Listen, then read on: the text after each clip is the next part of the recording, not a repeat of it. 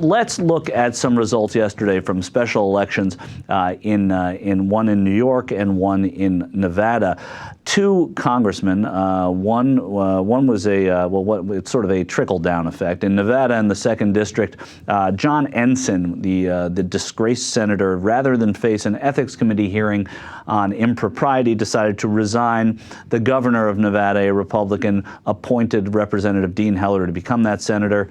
And so Republican Dean Heller was a United States senator, leaving an open congressional seat in the 2nd District of Nevada, which was won yesterday by a Republican, Mark Amodei. Oh my God.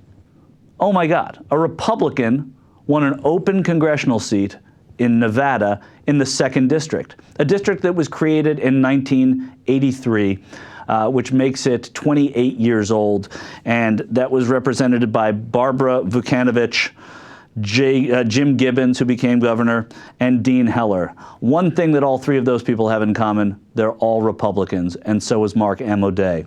The fact that a Republican won in that district means absolutely nothing. It is not a referendum on Barack Obama. It is not a referendum on the changing of Democratic politics. There has never been a Republican who has not represented that district. A better way of putting it, there's never been a Democrat who has. And so it is not at all a surprise that a Republican won in that district. It has zero far-ranging effects on American politics.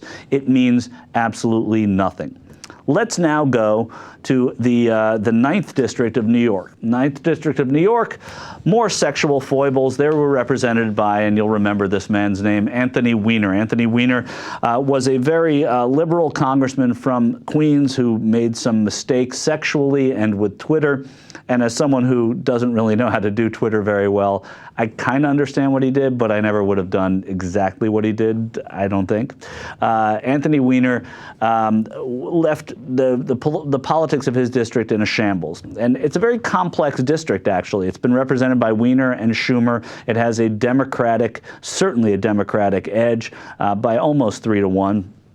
However, what the issues in that district have changed over the past year. But let's talk about the outcome and what the far-reaching implications are of the fact that the Republican won in a traditionally very Democratic district. And I would say that they are none. A lot of people are saying this is a bizarre election. Oh, yes, it's of course in New York 26 last year I was saying, oh, these implications are bad news for the Republicans. I wasn't really saying that. I was saying it's great that a Democrat won in a typically or traditionally Republican district when there was a special election last year.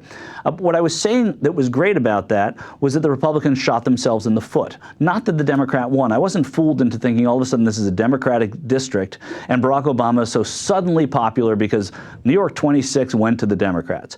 I said the best part of that was the Republicans shot themselves in the foot with a very conservative, deep-pocketed, out-of-the-mainstream candidate coming in as a third-party candidate to undermine the sort of mainstream, if such a thing exists, Republican candidacy there in New York 26. That is not what happened here. So the wide-ranging effects of that were, and I still believe that the New York 26, the impact of New York 26 is as salient as ever, was that Republicans will shoot themselves in the foot. They will go to their extremes, and they will undermine their own best interests. And I hope they continue to do that, because I certainly hope it happens well into next year. How about to sort of early to mid-November of next year? Then they can have whatever they want.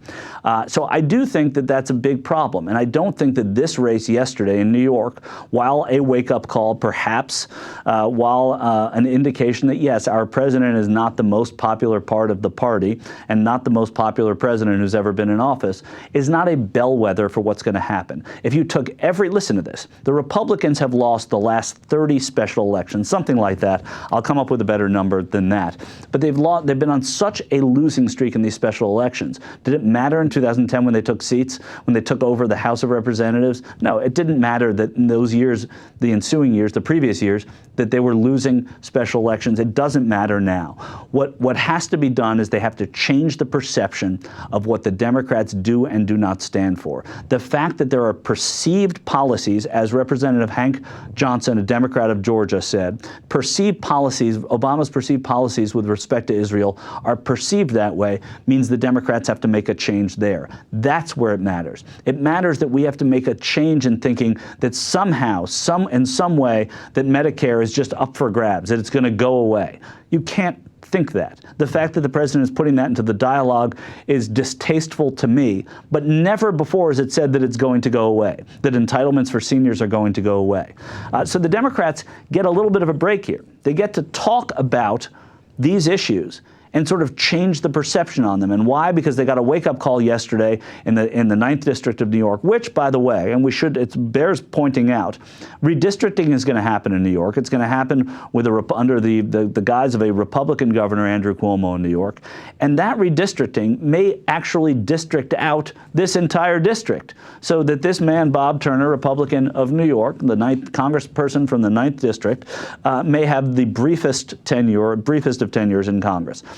That doesn't matter, nor does it matter that the Democrats lost the seat that they've traditionally held. What matters is the Democrats are being outplayed and outcommunicated.